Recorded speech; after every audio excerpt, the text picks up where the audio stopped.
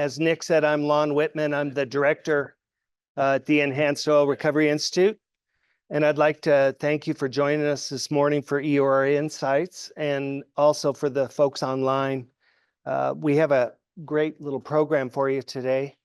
As you can see on the screen, Polymer Technologies, a company that's been in business since 1989. And we're fortunate to have two of their folks, plus the founder, Randy Prater. If you've not talked to Randy, EORI's been fortunate to be involved with Randy and his group. And you'll see some great results today from some of the project work we've been doing. We're going to have three speakers, and I'll introduce all three at once here now, and then we'll move forward with it. Speaking first is Daniel French. Daniel is their vice president of IOR Solutions. He's been focusing on client relationships and identifying opportunities to improve assets, performance, and economics. With Daniel, we've got Tristan Houser. Tristan's vice president of operations for Polymer Technologies. He's an emerging expert really in polymer gel solution space. His experience working for companies both large and small, paired with extensive knowledge of field operations, make Tristan a really valuable asset to Polymer Technologies team and to the companies that work with them. And last, we have Troy Skitt. Troy's an operations engineer with Merit Energy out of Dallas. As you know, Merit's got some substantial holdings, particularly in the Bighorn Basin, and you'll see some of the project work up there. He's got 11 years experience in reservoir management and development of EOR fields throughout Wyoming and North Dakota. He joined Merit in 2017, and he looks over their Bighorn Basin assets and actually is responsible for optimizing their production and improving efficiencies of water flooded and DDP reservoirs.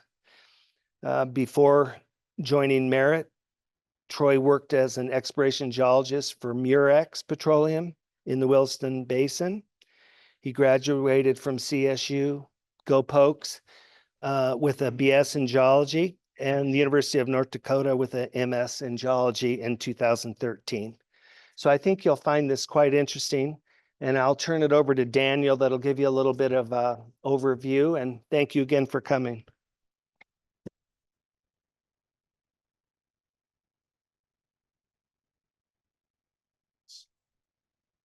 Well, thank you very much, Lon. And we really appreciate the opportunity to be here. Appreciate y'all's time. And we'll be respectful of that time. I'm going to do just a quick overview. Nobody wants to hear the sales guy talk too much. You guys are here to hear about some technical applications and some field results, and that's what you guys will get. Just to give a quick overview, what we're going to be talking about today and mainly focusing on are the casing leak repair applications.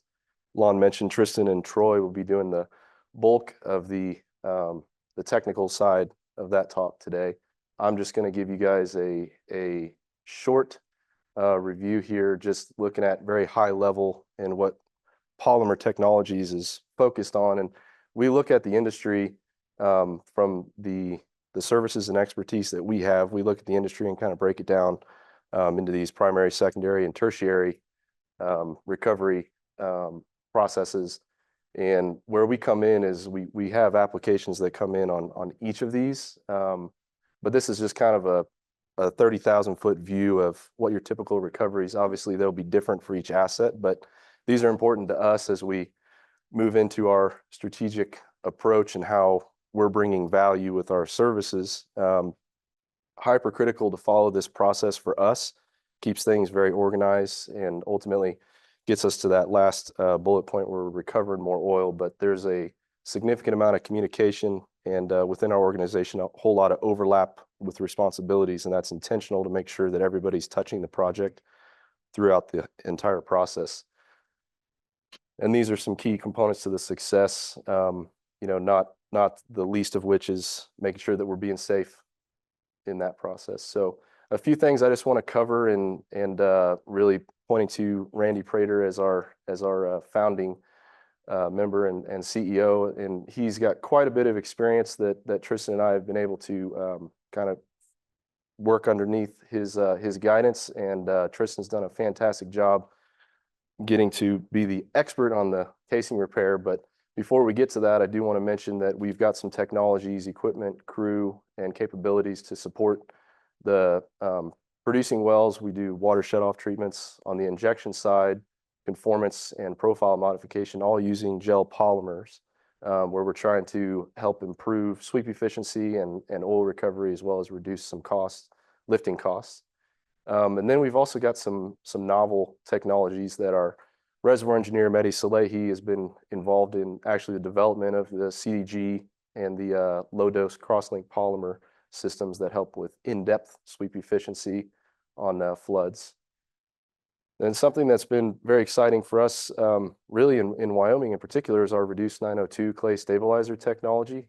It's an alternative to KOH. It's low dose, not hazardous, and we're addressing clay swelling, fines migration with that technology. We've also got a suite of surfactants that we qualify based on reservoir conditions, which ones we'll use. And we're using that in a huff and puff scenario, as well as metering that in for continuous injection and helping improve oil recovery. So with that little bit there, that kind of gives you guys an idea. We've got a whole lot of technologies. We're here about solving problems, in particular looking at the casing leak technology, where we have two main products, I'll say, which the Leak Block HD and the Perm Block gels. And depending on the scenario and the severity of the leak and what we're trying to address, we can select from either of those or a combination of those to address that issue. What we'll be very much focusing on today with Merit is this protective annular gel system, otherwise known as PAGs, where we can use that on disposals and injection wells for MIT or H5. So with that, I will hand it over to Tristan, and he'll be able to talk to you guys about the specifics and the technology of the casing leak applications.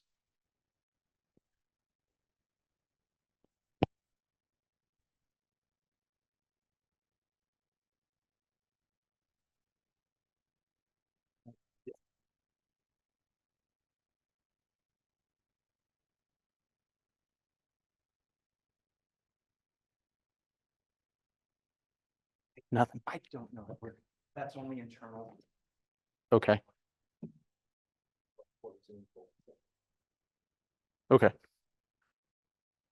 Thank you, Daniel, the introduction. Thanks, Lon. I don't really know that I should be considered in the realm of an expert on anything, but I guess that's where we're at. First thing I'm going to talk about, and I'm going to throw a whole lot of terms at you and a lot of different things that we call things. So if something's confusing, interrupt me, ask questions, please. So the first one I'm just going to go over is Perm Block. This is an ultra low molecular weight polymer. We're able to mix it at a really high concentration, being the ultra low molecular weight at typical concentration is about 60,000 parts per million. We could never do that with any conventional gel, anything like that. It would want to fall out of solution. The advantages of this is the pumping viscosity of it is, saying 30 weight motor oil is probably actually thicker than it really is. It's pretty much water. There's no solids to it. It's completely in solution. So it can get into those tight leaks where you can't get cement or micro cement or anything like that into it. Typical place where we're using this is actually on production wells. Wells that we want to try to squeeze it into the leak and then reverse the whole clean. So we're removing the packer completely from the equation. The next one that I'll go over is Leak Block HD. This is what we're using when we're pumping PAGs, but we also use it in conjunction with the Perm Block and production wells and things like that. High overview of it, it's extremely high molecular weight, basically polar opposite of Perm Block. The viscosity is a whole lot higher, but the weight of it to water isn't much. So I get asked the question all the time, what's it weigh? 0.15% heavier than fresh water. So we're not adding a whole lot of weight to it, and the viscosity is extremely high. This is where we're able to squeeze into leaks where 2 barrel a minute on a vacuum is what the pump in rate was, and we put this to it and it's instantly locking up and you can't pump into it with it. Like I said, big advantage of this is the ultra high molecular weight. It's going to plug those bigger holes that typically on a cement squeeze, you'd be sitting out there pumping cement forever on it and never get it to do what you want it to do. And then I'll get into the gritty of it here is the protective annular gel system, whereas we're actually leaving the gel in place on the annulus casing.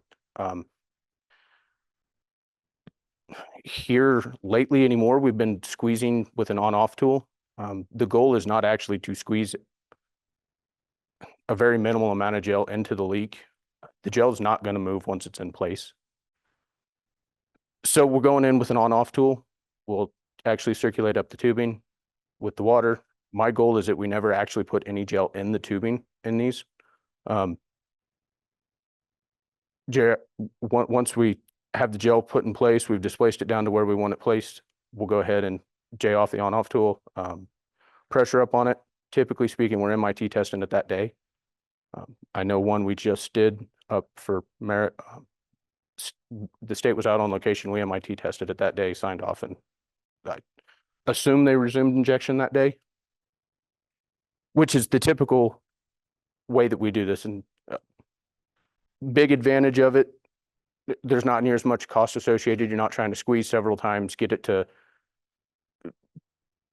2 MIT tests, 2, if you're in Texas, H5 test.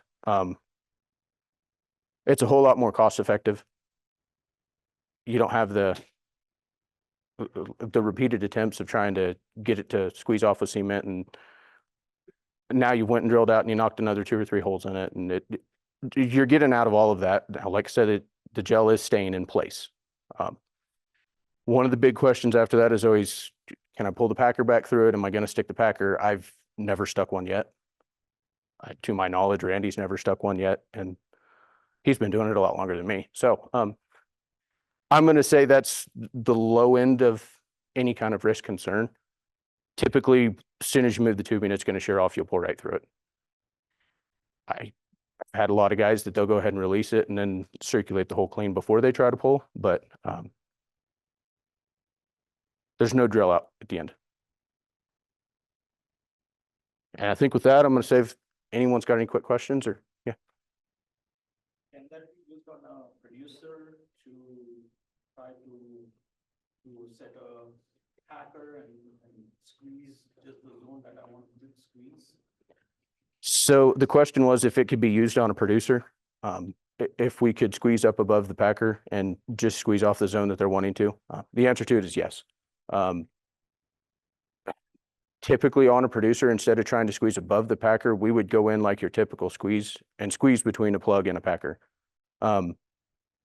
I've went in and we've went ahead and released the packer and just bullheaded it in that way and tried to go that route. Typically speaking, now you're putting the pressure on the whole string of casing, and I'd rather squeeze between this much casing than the whole string.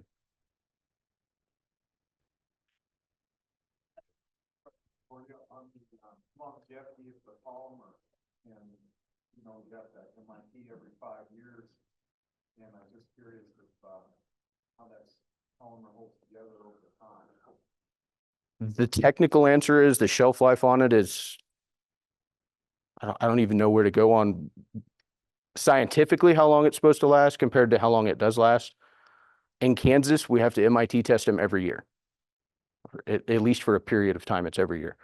I've never had one pass this year and then fail the following year. The only time that's happened is if we put the gel between 1,700 feet and 2,000 feet, and now there's a hole at 1,100 feet. There's one in Kansas that I know of. They've been MIT testing it for 30 years now.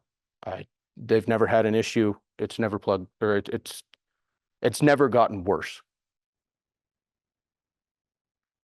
With the synthetic gel, that doesn't degrade. basically. Once it's in place, it's inert, nothing really can break it. Well, and I glossed over, we're actually putting packer fluid in with it when we mix it. So the whole string of where that gel is actually treated for bacteria, anything like that, things that's going to eat up the tubing and make you have to pull it. The goal is to always have packer fluid in with it, and then there's no concern that there was something foreign introduced. I have an online question. Okay. In isolation zonal, how is it procedure, or what is the procedure? When just isolating the zone, Yes. so typically it would be, and I'm assuming we're talking about zone abandonment. What we would do is identify what zone they're wanting to get rid of. Say 1,500 feet to 1,800 feet where that zone is open at. We would go ahead and it would look like your typical squeeze. Go in, put a balance plug in, and then pull the packer up above all of it and set it, then actually squeeze down the tubing through it. The goal when doing the zone abandonment is to get gel out into the interval. Typically on those, I would use a combination of the ultra high molecular weight leak block and the ultra low molecular weight perm block. In conjunction with each other, the ultra low molecular weight perm block has a ridiculous ending high gel strength. It's going to set up like a rigid ringing gel. If you have a sample bottle of it and you hit it against your hand, it just vibrates. So it sets up a whole lot more firm than any other gel is going to. It's just there's no viscosity to it. That's why it's difficult to try to squeeze with it, which is where I go into using the two of them. I'm going to make sure I have a backstop using the perm block or using the leak block, and then I will squeeze in with the perm block.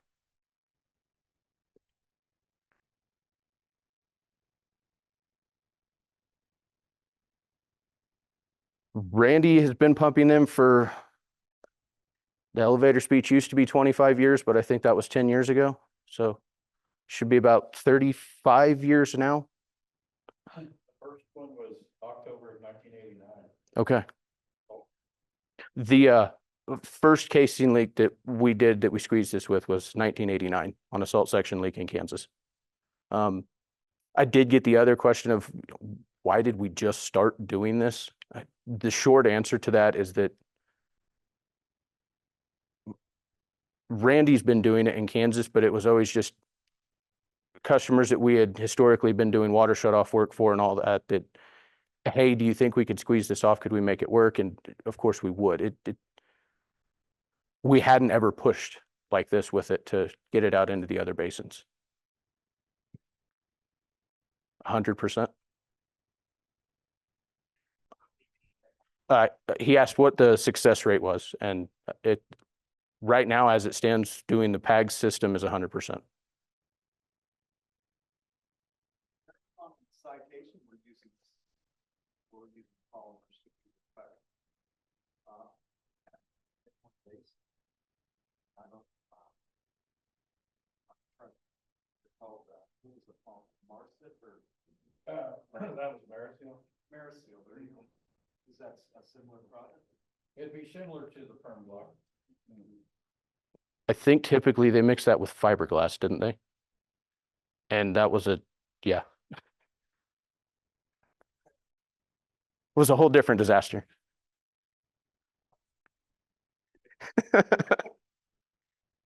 I know you keep trying.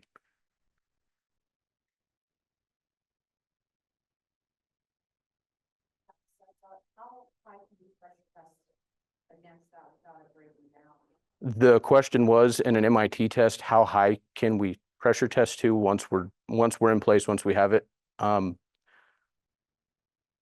The short answer is I've never started blowing the gel apart. We were out using this on some wells in, where was it? Arkansas. We were up to 5,000 pounds with it. We were blowing holes in the casing before we were degrading the gel in any way. Once it's in a fully set up inert form,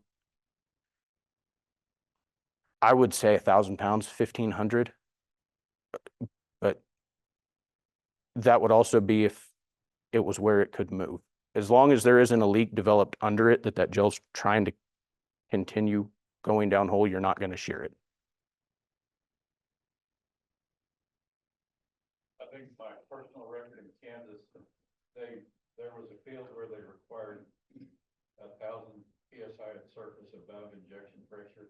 And so I think we did it at 2,500 with no issue. Randy answered that his personal record out in Kansas was we had to be 1,000 pounds above injection pressure. The ending total put 2,500 pounds is what we ended up pressure testing it to. We have one more from online from Michelle Linton. Is this reversible like other polymer technologies? Yes, absolutely. Sorry. Okay. The question was if this was reversible once it's in place. Typically, well, I say typically, yes, it is reversible. I haven't had any cases where I actually needed to use bleach or an oxidizer to break it down. Typically, you can reverse it out and have no issue. If there was ever a problem, we're actually trying to start breaking it down, we would start with the low-end oxidizer bleach and then just work our way up. But bleach will break it down, will break the polymer bond, it will circulate out once it's bleached. Tristan, you mentioned, typically you guys will get your packer where you want it, you'll circulate, and you'll set your packer and test. Say if you had a packer failure and you gotta move the packer through that, would you have to set it again, or, you know what I mean? Like, would you have to redo the application? Like, we're running. It depends how, and this is kind of a, so Chad was asking, what it's okay. Chad was asking what happens if you have to move the packer. If you have a packer failure for whatever reason, do we have to put the gel back in place? I'm assuming that's what you're asking. Typically speaking, I would plan to. But optimistically, I have had a couple different operators now that once they circulated that gel out of the hole, they pulled everything out. They went ahead and ran the packer back in. Hey, let's just MIT test for anyone. It actually did test. And so enough of the gel had actually got into the leak itself and it was sealed off. I don't want to say hang it on, that's what's going to happen every single time, but I have had several now that it MIT tested now or H5 tested after they had went ahead and circulated it all back out of the hole. Yes, I've went back and had to put them in place after they've cleaned out. But it's always a really, really slow leak off now. And it was a hole that they were pumping into it at 3 barrel a minute on a vacuum before we put the gel in. We have one more from online, Thomas Smith. Does low pH fluid affect the process during placement? So the question was if low pH fluid affects the process. Did I summarize that right? Yes. During placement, yes. No, typically because we're going to mix it with fresh water. The gel itself, what matters is what it's mixed with. It's not going to try to combine with the foreign contaminants once we've pumped it. Especially once it's set up, it's fully inert. It's not going to try combining with anything after that. Would you run a spacer anyway? Chad was asking if we would run a spacer anyways. Typically, keep going with typically, before any time we pump one of these actual PAGS treatments, I'm always rolling the hole over. I want to get all the produced water, all the foreign contaminants out before we ever even start pumping anything. That's always with packer fluid. Simplest way to do it, transport comes out, we just put the packer fluid in the transport when it gets there.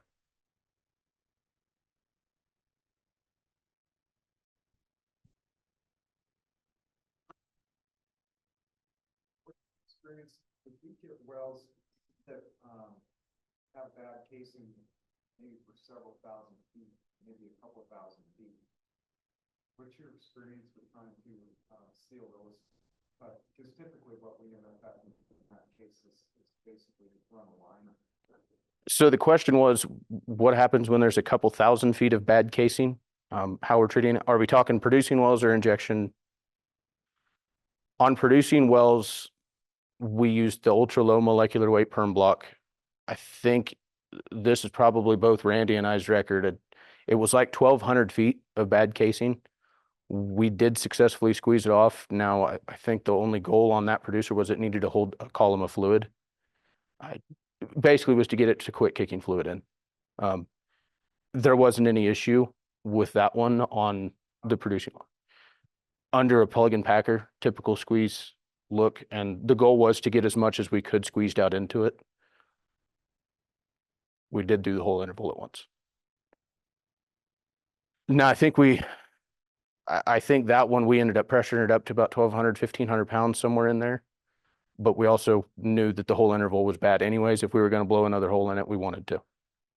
On an injection well, on a MIT or on a disposal well, I would just place gel over the whole interval. I would just place gel over the whole interval on a injector or disposal well. It's not going to have any problem sealing it off just because it's a bigger interval. Like I said, it doesn't want to move once it's in place. And the whole goal of it is that I'm not actually trying to pump a huge amount into that interval. I just want that interval covered. A lot of times we'll run the either open-ended tubing or a packer below the entire leak interval. Spot gel across the entire interval and make sure that we've got it all covered, and then pull it out of the set and squeeze. That way, you still have the issue of larger holes will take more gel than others. So Randy was clarifying that typically we would run open-ended tubing down underneath the whole interval, spot the gel down and let it come back up almost as a balance plug, and then pull the packer up above the whole interval and then squeeze into it, just to ensure we have the whole interval covered with gel, and then we squeezed into it.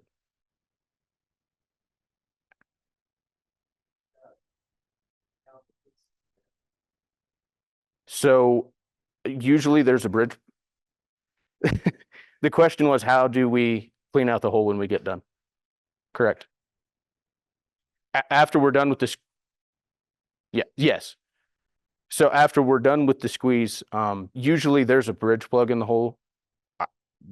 My favorite way to have them do it is just have the retrieval head on the end of the tubing, go in and spear the actual gel block that's still in that open casing. Once they're down to the top of the bridge plug, don't latch onto it, but that's when you start circulating. And all that gel get just circulated out with water. And then running the bridge plug back through that doesn't cause an issue? Nope. I haven't had it cause an issue yet.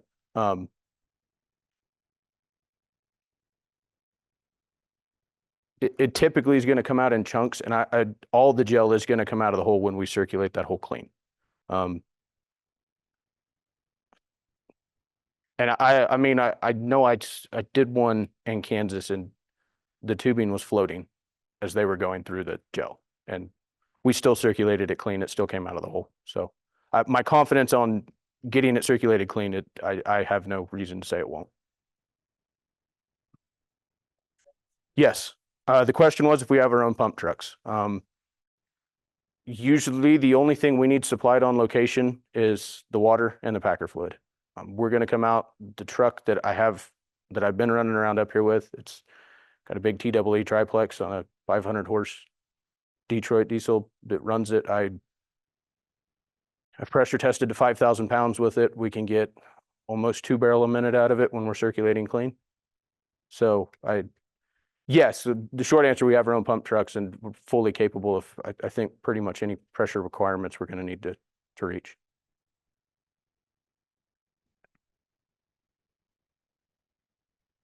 We good? Okay, with that, I'm going to turn it over to Troy. Let him do his thing.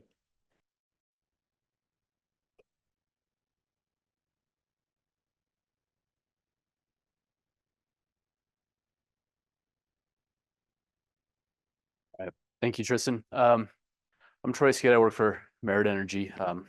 As the introduction earlier, I'm here to basically go over the case studies on the PAGS treatment that we've been doing this year in the Bighorn Basin. So to date, we treated 4 wells today. That's Phelps 25, Texas Honor 17, Cousin 6A, and Ehrlich 41. Associated fields that are there, they're all Bighorn Basin. What we've been noticing as the advantage to Merit to treating with the PAGs and their leak block HD polymer, primarily on our injection wells, is that it allows us to retain our high volume injection up there. We move a lot of water. Most injection wells are somewhere between 2,000 to up to 8,000 barrels a day. So we can't afford to downsize our tubing. And in particular, when you're looking at disposals and you're getting up into the 20,000 barrels per day, some of those are on casing, but if we're having to run basically a 5.5-inch casing string as tubing to reduce friction, we can't afford to run a liner afterwards. So that's where this really excels. We're able to treat our slow bleeds without perforations.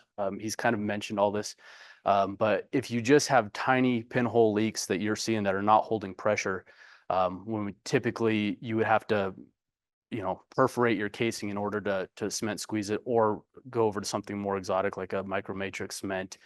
We don't even have to worry about that with whatever treatment we want to do, because they have either the perm block or the leak block HD. And like Tristan said, that leak block HD is the only thing we've used so far and probably continue to do, because we have access to the PAG system as well. And then it reduces our workover time and expense. This is critical. This is where you're saving all your money in this treatment, because typically with the standard squeeze, you're going in there, you're pressuring it up, you shut down for the day, you let it cure, you have to come in, drill it out, pull your plug and packer, run your bit and scraper afterwards, pressure test it again, pray that it held, and then if it did, you can run back in with your injection string. With this system, you set up your injection string as is and just pump it right there, and it's done. So it saves basically what we've kind of assumed 3 to 4 days for workovers for fixing these issues. You get immediate results. We have pressure tested some of these immediately after they pump them. You'll also see on a couple of our case studies here that immediate results, your immediate pressure tests might show that you didn't get it, but just give it a night or give it a weekend, and it settles into place, and then come back and pressure test it, and it's going to hold.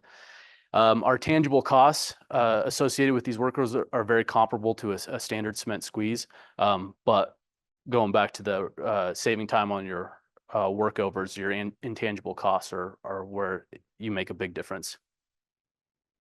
So the first one that we did, which was Phelps 25 up in Spring Creek Field, this was an initial conversion to injection. You'll see we just started implementing this technology. We CTI'd this well back in March. Our pre-treatment data, we pressure tested to 500 PSI for 15 minutes. That's what we needed for our MAIP there. And it initially held, and we thought we were good to go. I think we had shut down. We were waiting on the UIC permit to get fully approved. When we went back a couple weeks later, we found that we had to fill the casing or fill the annulus. They pressured up on it, lost 500 PSI, or sorry, 50 PSI in 8 minutes, and then 100 PSI in 15 minutes. So this wasn't going to pass variance. And then we thought maybe there was something mess with the packer, so we did it again. A couple weeks later, it required a little bit less to fill, but we still saw the bleed.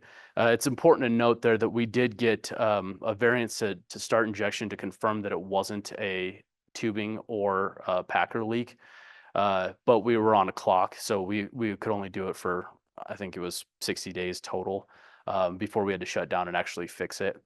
At that time, we were monitoring the backside. We didn't see any pressure increase, so we knew that it was actually a casing leak. So our design notes, we didn't spend time hunting for these holes in casing.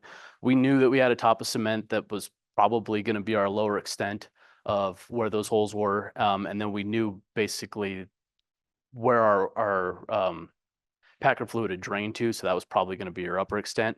So we suspected that leak was somewhere between 1,000 feet and the 3230, which was the top of the cement. So the idea here was that we were just going to pump 63 barrels of this leak block HD across the entire suspected interval. So wherever those holes were, it was going to get covered. And then we were going to fill the remainder with packer fluid and pressure test it from there. This is kind of going over what Tristan just touched on a little bit. The typical setup on how we go about doing this is our standard BHA. We use our packer with a pump out plug now. That's kind of the critical component of this, and just tubing sub on off tool, crossover in your tubing. And, you know, aside from your on off tool and maybe a pump out plug, everything else is your standard injection string BHA. So nothing exotic, pretty simple. When we run in, so on this Phelps 25, Ryan always set that packer at 38.98. This was the desired depth for injection, so within 100 feet of our injection top perforation of our injection interval. We J off it. We hang the tubing, the on-off skirt, 15 to 20 feet above it. Fill that whole tubing, annulus, everything with packer fluid. Then you mix and start pumping your leak block HD. I think we ended up with 62 barrels total. Pump that down the annulus, and then we displaced that gel with packer fluid because just we were laying it from 1,000 feet to down to 3,200. So the rest of that was going to be filled with packer fluid. Then you just J on it and pressure test your backside to your MAI or your allowable injection pressure. And then once you're done with that, you just pump it down the tubing and share your pump out plug, and you're good to go. So we treated this well on July 27th. Our post-treatment pressure data, we pressure tested it to 500 PSI for 15 minutes. On that day, we did have a steady bleed of 120 PSI within that 15 minutes. Talking to Polymer Technologies, obviously this wasn't going to pass the MIT test. So we discussed, we'll just go ahead and apply some pressure, shut it down for the weekend, come back on Monday and see what we do. So on Monday, we come back and it took us 5 barrels to fill, and it bled off 35 PSI in 15 minutes. And that gets us within the variance needed to pressure test. So this took 1 day of cumulative operations. This was our first one. So we kind of played around with a few things, figured out what was going to work. Needed a little bit of shutdown time. But looking back on the results, we can equate this to greater than a 50% savings in comparable cement squeeze costs. And that's primarily due to your intangible costs of 3 to 4 days less rig time needed. So with that success, we got a few more of them lined up. The Texas Sauner 17, which is in Oregon Basin. All of these are a little bit different. Design approaches were similar, but they required their own little nuances. This was an active injector with an expiring spinner survey variance. The states decided that in this particular well, they weren't going to allow us to just verify that we had isolation via the spinner surveys anymore. So we had to fix what were known casing integrity issues. This well did have a history of casing integrity issues with successful cement squeezes in the past. So we knew that we were developing additional we suspected we were developing additional problems, and then we confirmed that prior to getting the variance for the spinner survey. But in 1994, they squeezed some bad casing between 2046 and 2346. That held the 600 PSI. So they got it. They took care of that problem back then. Fast forward to 2019. This is when we isolated additional casing integrity issues, but they were much lower, down in the 3,400 foot range. The bleed off on that 400 PSI in 2.5 minutes, that certainly wasn't going to fly for integrity issues. They did go up and isolate the previous cement squeeze, and it was still holding within variance, but the initial squeeze in 94 held the full 600. We could see that our cement was starting to break down, and losing 20 PSI in 15 minutes after 30 years of that squeeze being there, still pretty good. But we knew that it was there, and at some point it was going to give us problems again. So the approach to this was do a 2-stage treatment. That first one, they were going to displace 35 barrels of that leak block into the formation and allow it to cure. They were targeting the lower 3,200 foot leak interval. And then we're going to come back and then we're going to lay a PAGS treatment all the way to surface. And this would allow us to make sure that that the squeeze into the formation was going to hold, and then the upper cement squeeze from 1994 was not going to continue to degrade. So with this, they ran a hole, they set a removable bridge plug in a packer, the bridge plug down low below the lowest extent of the casing integrity issues. And then a packer, we have to correct one thing. We confirmed after we submitted this proposal that the packer was originally set above those lower leaks, and then they did push that first squeeze through the tubing and then came up or you guys did a balance plug on it and then came above it, pressure tested it and put it down. So we had a little bit of conflicting reports within Merit that they had pumped it down the annulus. Theoretically, it really doesn't matter. You still have your isolation. You're still pushing it into the zone that you need it to. It could have worked this way. It was a little bit different. Either way, they pulled up and set the packer at 2306.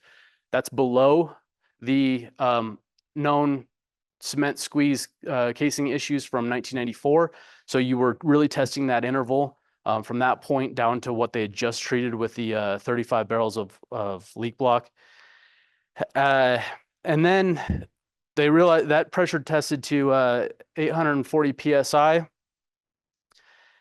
They circulated out 21 barrels of polymer after that. So the formation itself only drank, 14 barrels of polymer, and they were able to get the rest of it out.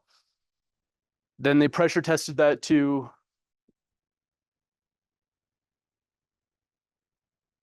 Second factor, you pump a couple barrels there, and that's where you're initiating your squeeze, right?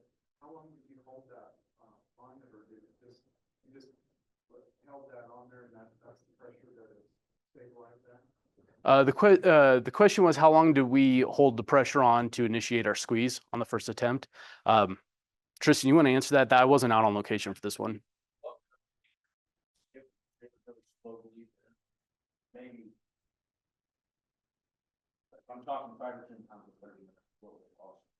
So at that point, we went ahead and shut it in for the weekend and let it set all weekend.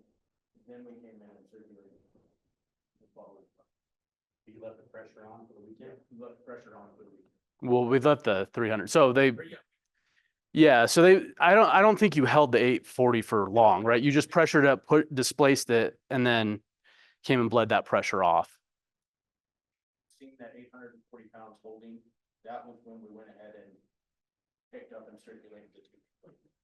Once we circulated the tubing clean, we put 300-400 pounds back on it and left it sitting there for the weekend. Yeah. I'll try to. Yeah, basically they pressure tested that 840 PSI. They noticed that it was holding almost immediately. So I'm assuming within a matter of couple minutes.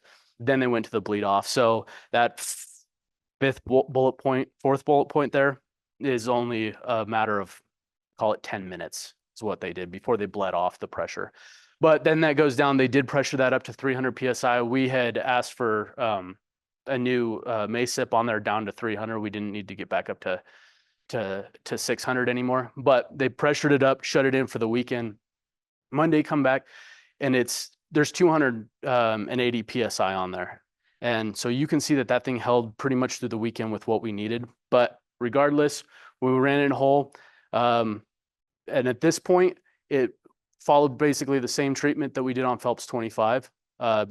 You just displace, you mix your volume, displace your leak block down the annulus, and then the rest of it's with packer fluid. And we decided to, we wanted to do this just to make sure that we had casing.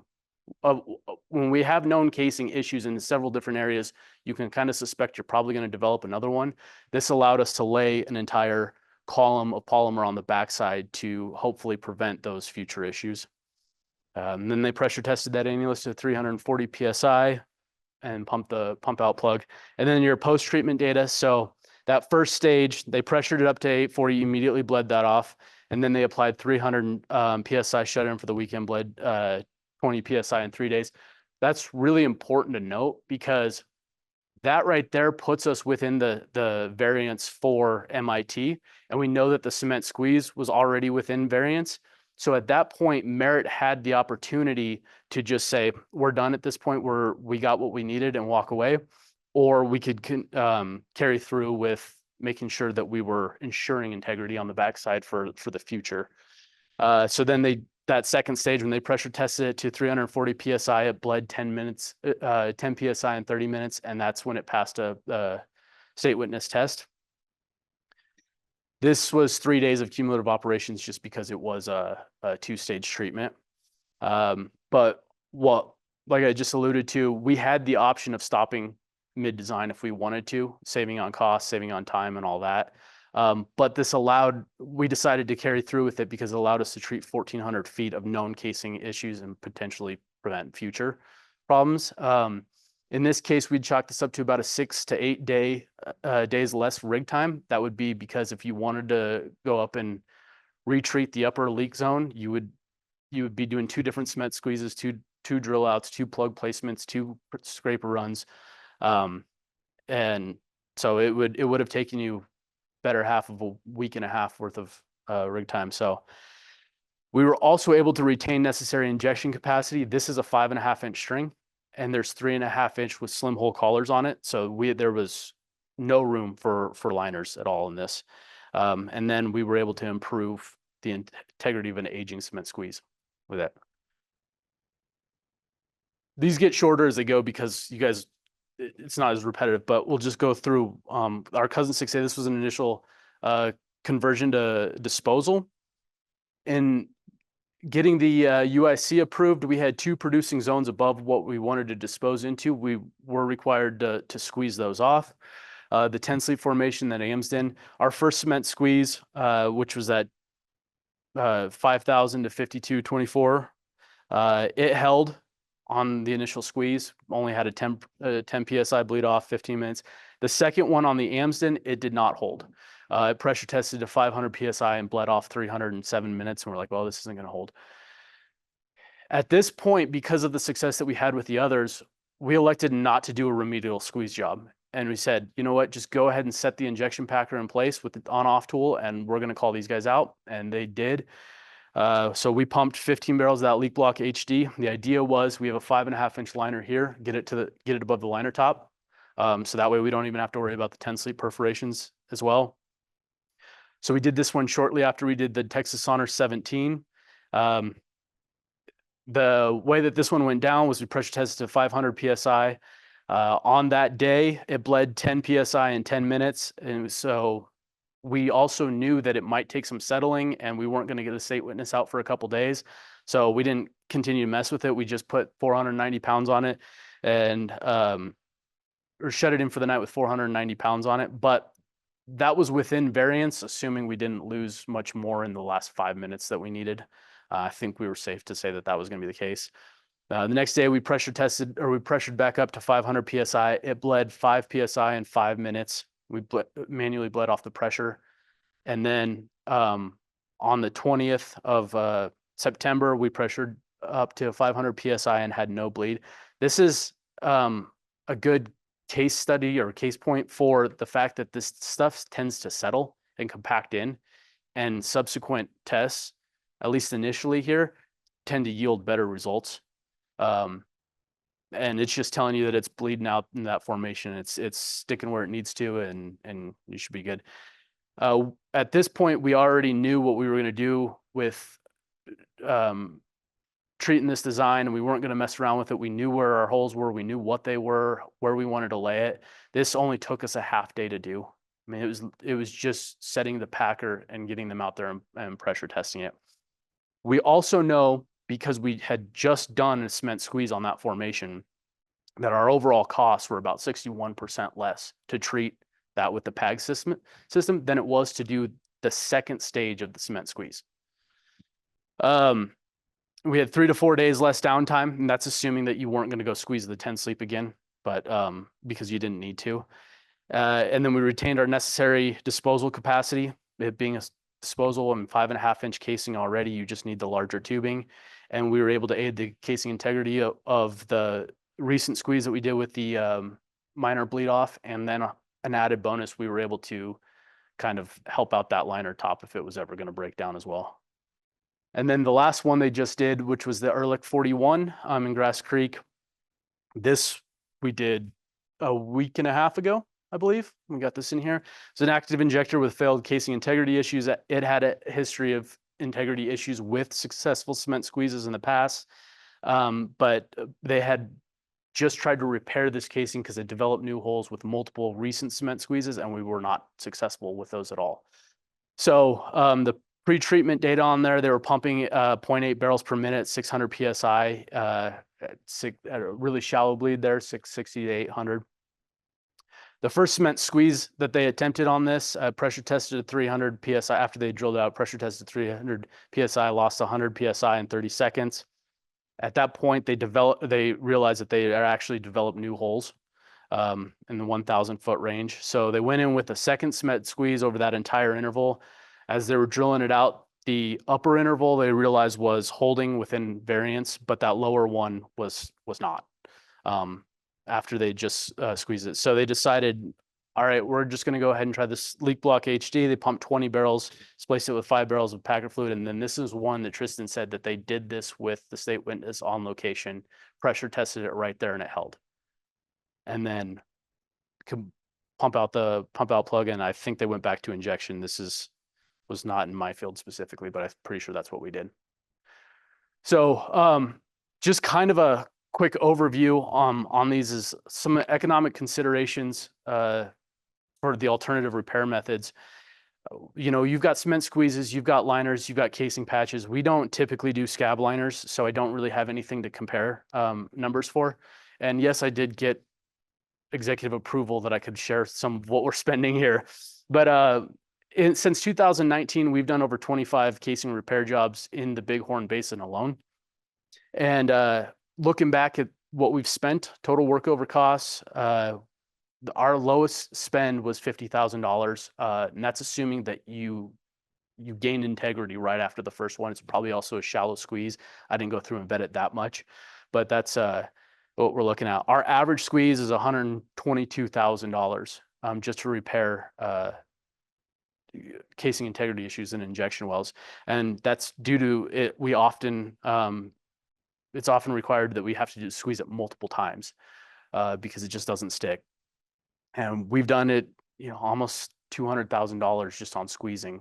You know, you're looking at, you finally get it on the third squeeze attempt and you're going crazy. And there's that. And then liners are, you know, a different ball game.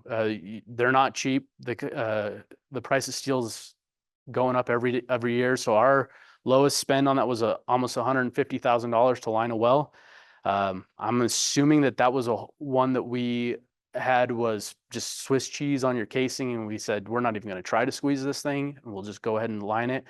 Our average is north of 225,000, and we spent, you know, we spent $450,000 lining wells, and that's because you go in and you have 2 failed squeeze attempts and realize it's not going to work. Then you have to come in with a liner, cement it, and the amount of rig time that it took, the amount of cement that you ended up pumping, then whatever you needed for the casing, it all adds up real quick.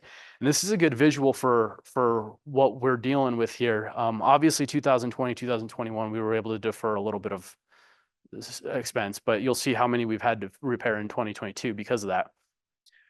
But with that, the number of jobs is going down as well, but or not necessarily, but it might not be as many as we had done in 2022, but our cumulative costs are continuing to rise year after year. Anybody who's an operator knows that that's the nature of the game. Steel prices go up, go down, but they don't ever seem to go down. And then services just are continuing to rise every day. So if we can find a method, in this case, that PAGS treatment, that can slow this rate of increase down, it's going to make a big difference for us. And that's what I have for you. Questions? Show the cost of the squeeze. Oh, I went the wrong way. Of the liner. Yes. So the statement, rather than a question, was that I show the cost of the cement squeeze, I show the cost of the liners, but I don't show the cost of the PAGS treatment. That wasn't up to me. So I did what I could. I'm telling you with the comparable cost for the tangible cost. Yes, sir. So on all four of these, you guys have done cement squeeze prior to the PEGS treatment. For example, the one with the 10 sleep and the Amazon, had you just done only the PEGS treatment, do you anticipate you to have the same success, or did the cement help you have success? Okay, that's a good question. So on the wells that we have, that's what I'm going to do. On the wells that we had done a cement squeeze prior to the PAGS treatment, do we believe that we would have had the same success if we would have just done the PAGS treatment without the cement squeezes prior to them? With the cousin 6A, which was perforations that we were treating, our volumes might have been a little bit different. We might have wanted to try to push something further out, but we had other options if we wanted to build a gel backing and then do the PAGS treatment itself. I'm confident that we would have had success gaining integrity even with open perforations and all that, the way that we've seen this. Did it help without reducing the amount of time that it took to actually, compact and bleed off? Probably a little, but I think we could have easily done it without squeezing it initially. So we had committed to squeezing these. We had converted this well to injection earlier in the year, waiting on a USC approval. And at that point is when we had done the squeeze prior to really bringing this technology on board. So that's why that squeeze was there. We are looking at, future possibilities of saying, if we do have these perforations here, why are we going to waste time with cement squeezing? That'll come down to economics and what we feel comfortable with as far as the success rate. And right now it looks to be pretty good for us. So, but the other part of your question, not every one of them had initial squeezes. So the first one that we did, Phelps 25, was not cement squeezed. It was initial. We initially failed the MIT. We didn't know where the holes were. But it was the case leak first, the other one was filled with perforation. It was a casing leak and a slower bleed, right? Yes. Not to interrupt you further, I guess. I wouldn't flinch if you told me you weren't gonna put some. I wouldn't have any reason to say on this. We could change the design. Sometimes that's where we would lean into saying, hey, let's go with the two-staged approach. Let's go in and squeeze the leak block first and make sure we have a vacuum and we're not gonna be able to pump into it. I know that we're not gonna be able to pump leak block into it for very long, which was how that Texas Saunders turned out, was, hey, we know we need to create a vacuum, we're probably gonna be able to pump into it a little bit. We really didn't. On that, yes. Yeah, and so the whole reason behind that was, let's create a vacuum, let's make sure when we go to place the pads, we don't end up having, hey, we're actually pumping this gel and we need to just keep mixing gel and pumping gel into it. It was make sure that was done and finished before we ever even started. So in those instances, I might say, hey, will you guys get a pump in rate on it before we ever even come out? If you tell me you're pumping into it 2 barrel a minute on a vacuum, that changes. I'm not gonna name specifics. Another operator up here, we actually just built one from Packard. They were pumping into it at 3 barrel a minute on a vacuum, and we had no issue, but it MIT tested that guy. Now, we were talking 4,000 feet of gel. As that started compressing down, we had to let it settle for about a week. Just because the initial MIT state witness was there that day, it didn't reply. Now, as it sat there and settled days out, it kept being, well, we got 4 barrels into it today, and then it is top, and now it's locked up. And yeah. So I was going to summarize the best I could. No, the initial statement was if Tristan had said that if we had told him that we did not do the cement squeeze ahead of time, he would not have been worried that this PAGS treatment was not going to work. It might slightly adjust the design on how they approach it. If your pump-in rates, your initial pre-test data, your pump-in rates were extremely high, then yeah, you might have a larger volume of polymer that they have to pump, and you'll have a longer settling time. And he discuss a case point up here in I'm assuming up here in Wyoming, where they did it, where they were pumping it in at 3 barrels a minute on a vacuum, and they were able to get it squeezed off.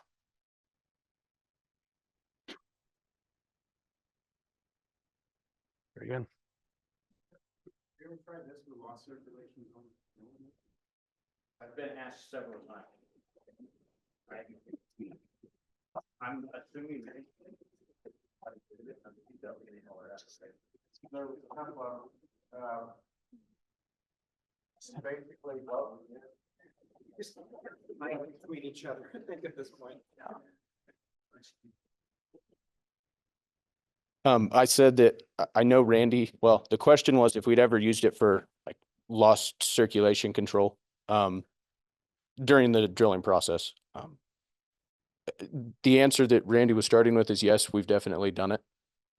I've been asked about it several times, but I know Randy's got all the experience of actually having done it.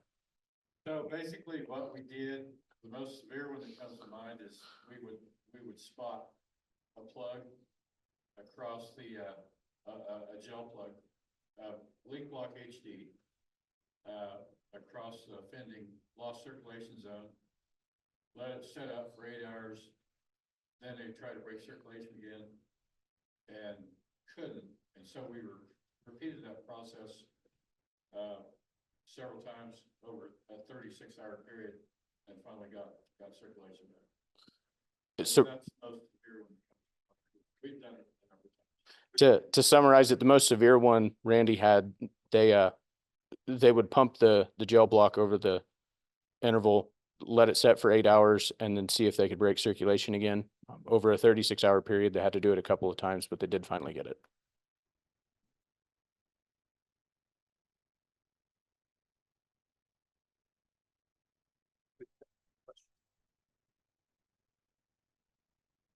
Great.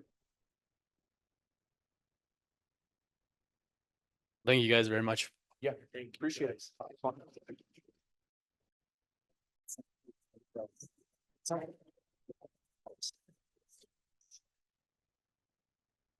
Microphone fell apart, but if there's no more questions, thank you guys for coming and we'll look forward to the next one.